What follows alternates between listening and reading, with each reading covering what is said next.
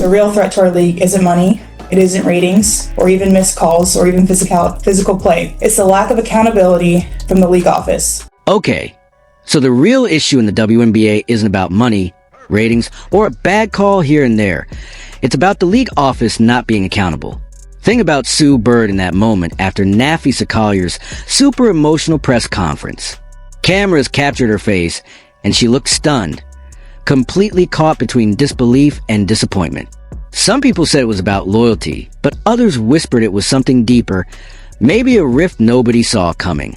Her teammates looked uneasy, and fans were confused, feeling the tension ripple across the league. So what could make one of basketball's calmest legends react like that? It felt like something significant had just broken. Get ready.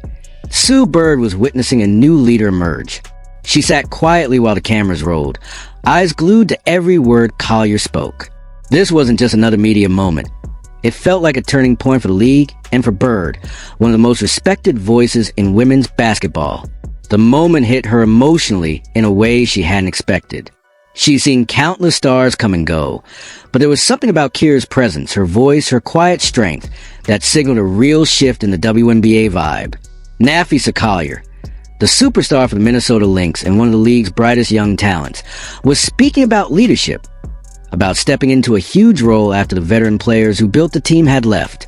And she sounded calm, far beyond her years.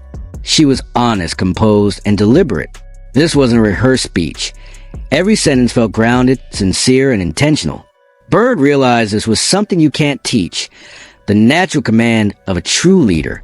For someone famously calm like Bird, Kira's poise was remarkable. It wasn't just what she said, it was how she said it. Her confidence wasn't flashy or loud.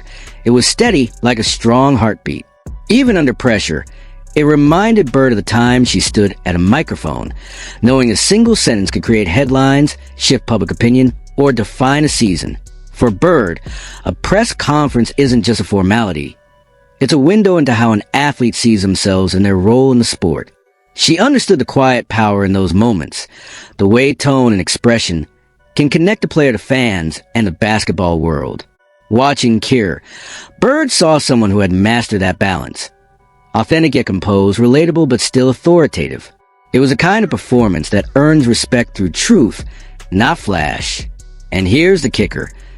Kira didn't flinch from tough questions.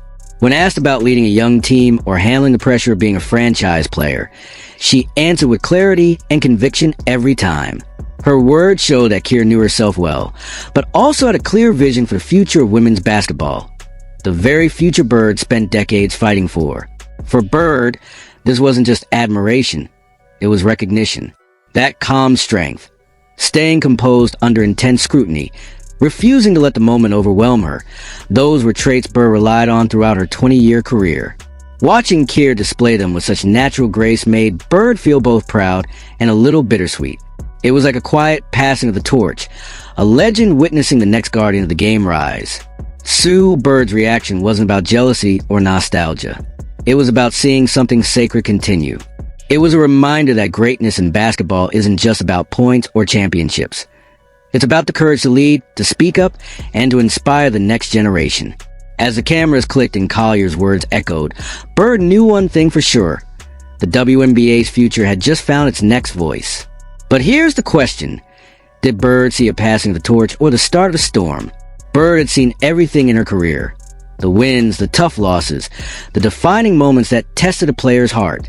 Listening to Collier speak after the game, she sensed something much deeper than routine post-game commentary. This wasn't about a single night or a bad call. It was about an underlying current in the WNBA, a mix of frustration and fierce determination.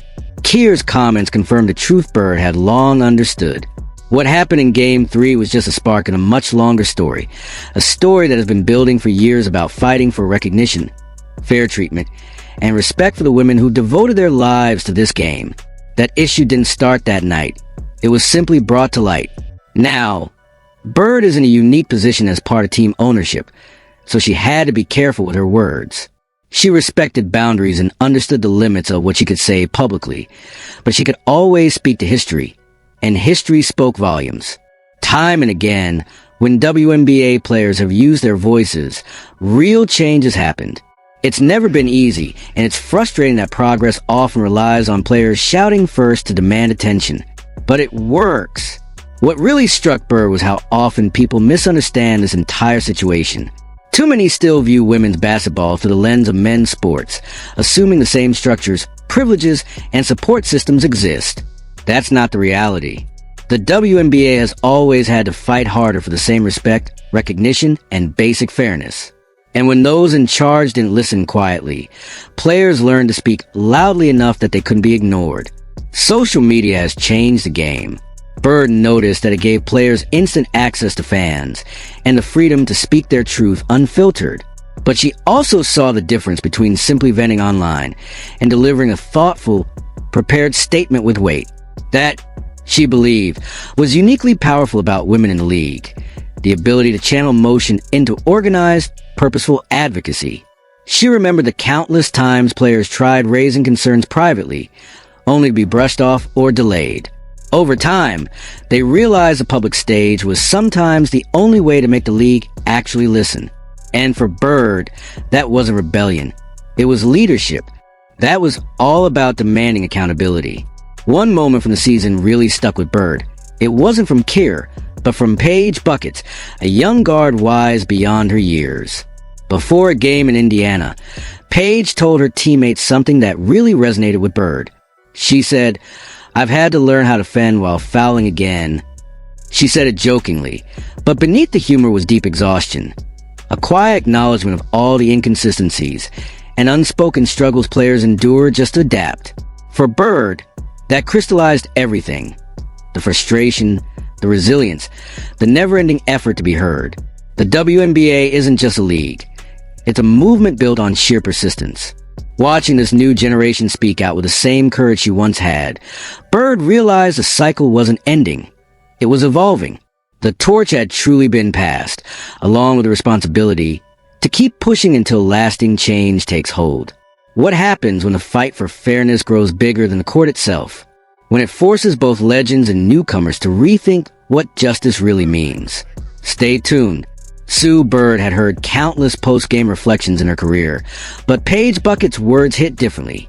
Before a game in Indiana, the young star spoke openly about how her defensive mindset had changed since college. In school, defense meant precision, restraint, and control. In the WNBA, survival meant learning how to defend while fouling. Wild, right? Bird didn't hear bitterness in Paige's voice, just pure honesty. There was no hidden agenda or attempt to stir drama. Paige was simply describing a reality every player recognizes, but few are willing to say aloud. Bird related instantly. She often joked that she played in the 90s NBA, a nod to the sheer physicality of her era, elbows flying, bodies colliding under the basket. The game has evolved since then, but every generation learns its own way to survive in this league. Bird wasn't blaming anyone. She had zero interest in scapegoating officials. In fact, she often felt for them. Their job is one of the toughest in sports. Split-second decisions, constant pressure, endless scrutiny. Every whistle now echoes louder, magnified by social media. Growing negativity had unfairly landed on their shoulders. The problem Bird saw wasn't the referees themselves. It was systemic. Almost every team, players and coaches alike, experienced the same inconsistencies and confusion about how physical play was judged. Frustration wasn't about one call or one game. It was a bigger pattern that was actively changing how the sport felt to play. Bird believed there was a simple but crucial first step: acknowledgement. Not silence, not defensiveness, just a willingness from those in power to say, "Hey, we hear you," whether from the commissioner's office, the officiating department, or the competition committee. A public statement recognizing players' concerns would go a long way. Beneath the frustration was a basic human need: to be heard. Even if the league was working on issues behind the scenes, being transparent would make a huge difference. Bird saw transparency as a form of respect. It shows players that their experiences aren't being dismissed and their struggles aren't invisible. As Bird reflected on everything, Keir's comments, Bucker's honesty, all those locker room conversations, she realized the real heart of the issue wasn't officiating at all. It was about connection, communication, and trust between the players and those running the game. having spent decades watching the WNBA fight for its recognition. She knew this was another moment testing how much the league truly listens when its players speak.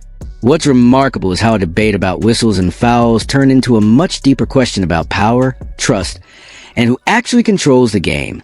Bird leaned back, thinking about how a single whistle could change the rhythm of a game, or even a season or a career. Talking about officiating wasn't abstract for her. It was something she had lived, felt, and constantly adapted to throughout decades of professional play. When the conversation came back to Paige Bucker's in defensive adaptation, Bird wanted to explore something deeper. How refereeing shapes not just games, but playing styles, instincts, and even confidence. She remembered it vividly. The U.S. women's national team did a college tour right before the world shut down in late 2019. These exhibition games against top college programs were meant to prepare Team USA for international play, but they brought unexpected challenges. Everyone still talks about that loss to Oregon, though Bird preferred not to dwell on it. What mattered more were the lessons. During those matchups, Team USA agreed to play under college rules with college referees. On paper, it didn't seem like a big deal, but in reality, it completely changed the level of the game. Bird and her teammates, some of the best and most experienced players on the planet, suddenly had to unlearn habits they relied on their entire careers. They couldn't hand check, couldn't initiate contact the way they were used to. They had to move, defend, and react in entirely new ways because the officials were applying a completely different philosophy. Bird remembered the frustration vividly. The same referees, or sometimes even the exact same people, could call a WNBA game one way